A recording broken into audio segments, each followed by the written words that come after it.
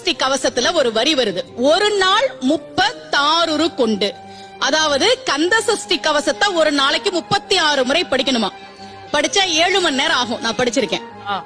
ஆனா கலியுகத்துல கந்த சஷ்டி கவசத்தை ஒரு நாளைக்கு 36 முறை படிக்கிறதுக்கு நேரம் இருக்காதுன்னு தான் அதுலயே சூட்சுமமாக ரகசியமாக ஒரு விஷயம் சொல்லப்பட்டிருக்கு. முருகனுடைய அருளால் நான் தெரிஞ்சுக்கிட்டேன். அதை நான் உங்களுக்கு சொல்றேன்.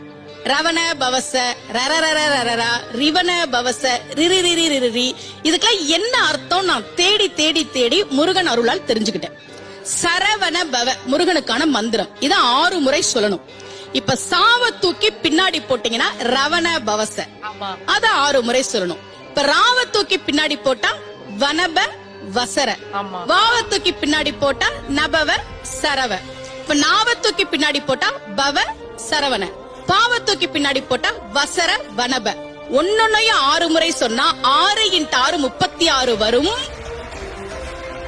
இப்படி சொன்னால் 5 நிமிஷத்துல சொல்லிடலாம். கந்த சஷ்டி கவசத்தை 36 முறை சொன்ன பலன் கிடைக்கும்.